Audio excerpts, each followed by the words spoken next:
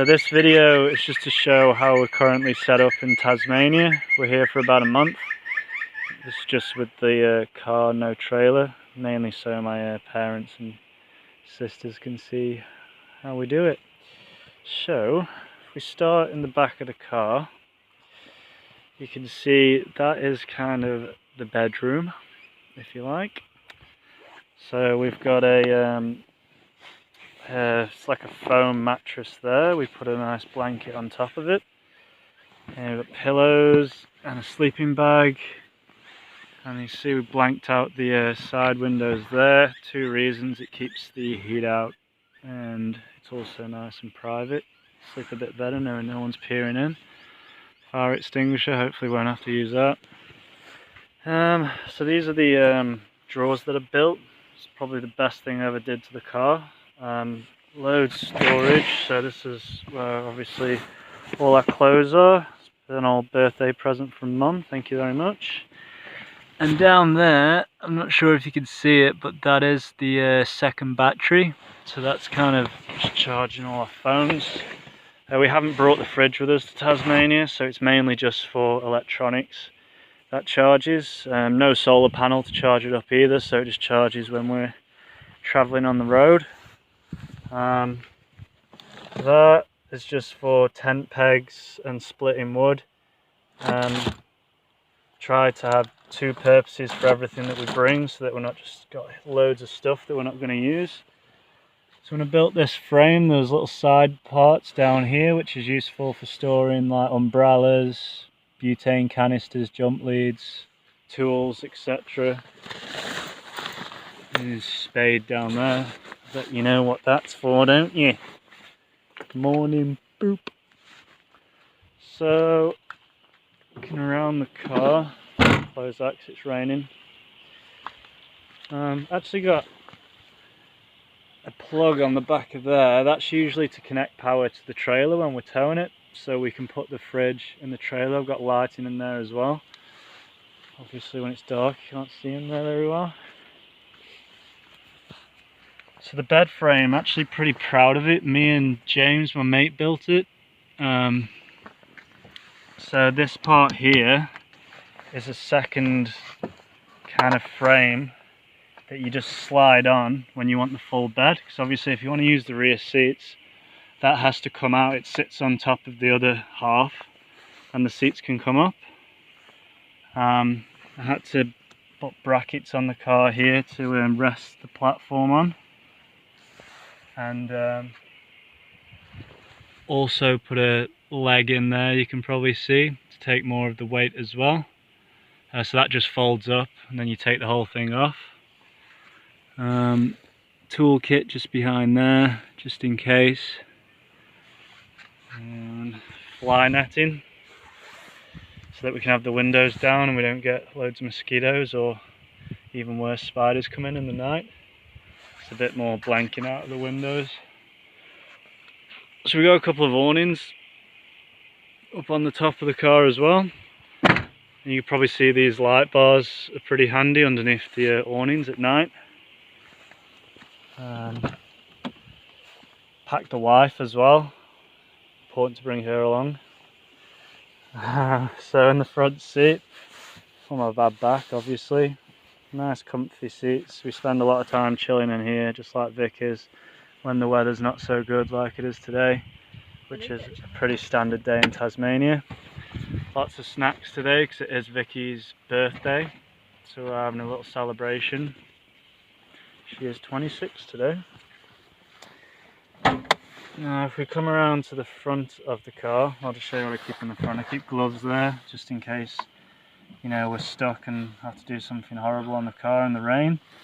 This is a tyre deflator for when we're going on unsealed gravelled roads and tracks. You got to let the tyres down a bit so that they can take more of a beating. Front of the car, put a winch on just before we came away. This is kind of like an insurance policy. Probably never use it, never get that brave, but if we were ever stuck somewhere and we needed one, I'd curse not putting one in. So I just looked at it as insurance, spent about $400 and just stuck it on. You never know. It means that like you don't have to be scared if you're coming up to something like will I make it. You just like screw it, I'll go for it. Just give me a second while I pop the bonnet.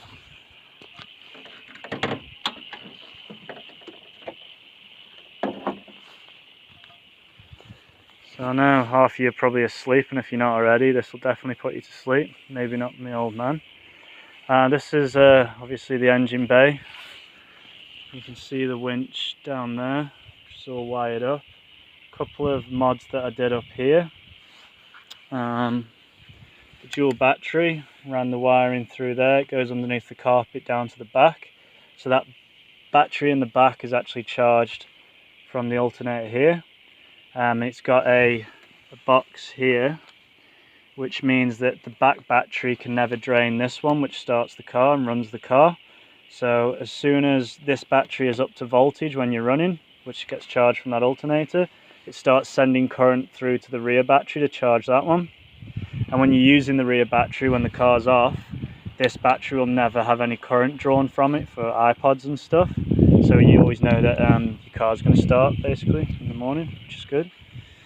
When we broke down the other day, you probably saw on the video, it's because this radiator hose popped off. So that was all the green coolant, all the smoke was all the coolant hitting the exhaust and just obviously steaming up.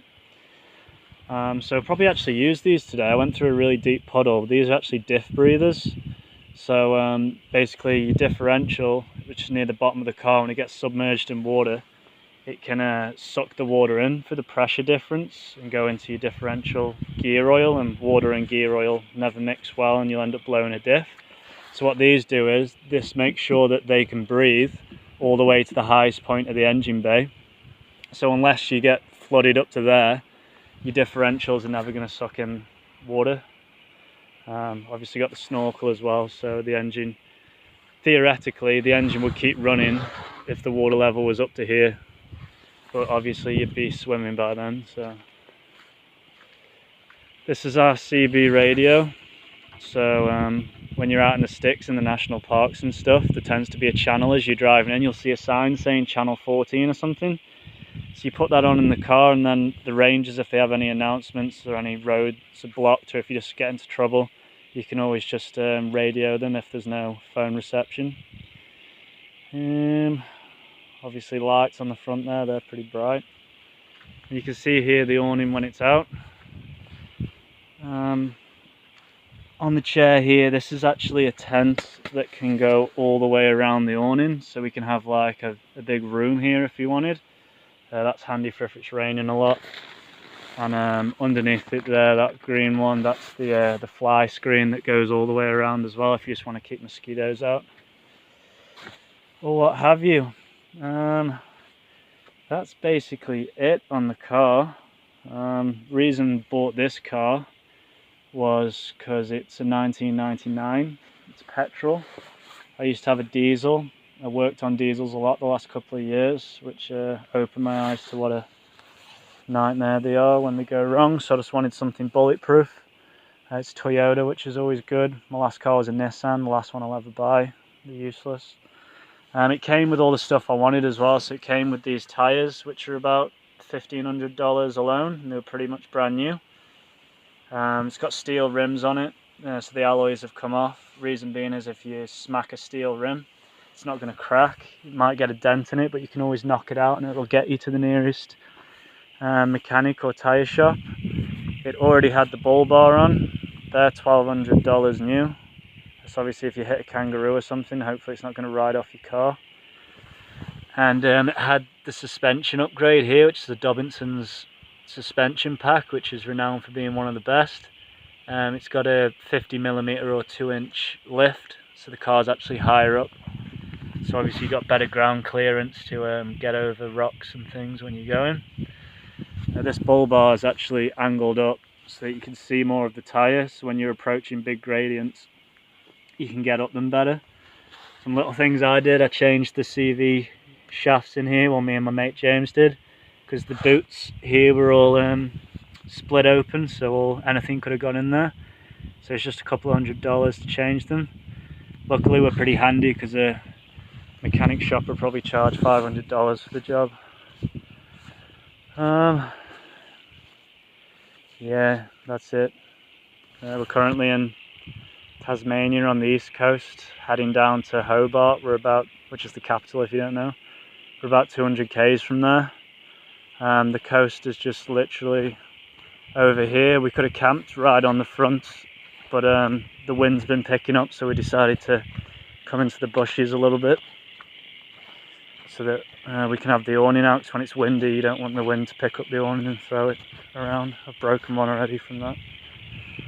So not much of a view at the moment. If you keep watching Vic's videos, we've had some amazing walks and views. Just wanted to show you around the car so you can see how we roll. I'll show you around the trailer a bit as well when I get back to Australia. I just didn't want to bring the trailer over because on the ferry to get here, if you don't know, Tasmania is just a little island off the bottom of Australia. It is part of Australia, it's like one of the states. But it would have cost twice the amount to have the trailer because it's basically another space as well as the car, so it costs twice the amount. It's not cheap to get your car down here. But it's alright living in the car. You could definitely do a trip just with the car if you wanted to. I'd just remove those rear seats that are in there. It'd give us a lot more storage room. But the issue is, like, we've got people who want to come see us, and we've got Vicky's brother coming over in about a week. So when he comes, he'd obviously have nowhere to sit and nowhere to sleep, because he'll sleep in the car probably, and we'll have the roof tent on the back of the trailer when he's with us. I know my mate James and a couple of other people want to come see us as well. And it is nice, the roof tent's nice. Vicky gets a bit claustrophobic in the back of the car. The roof tent's like a palace, and it's nice and high up, you feel nice and safe. And obviously in the trailer you can get a lot more stuff in. A lot of just in case items, which we actually needed once. Ran out of fuel at one point, needed the jerry can. But yeah, take care guys. Love you all. Miss you. See you later.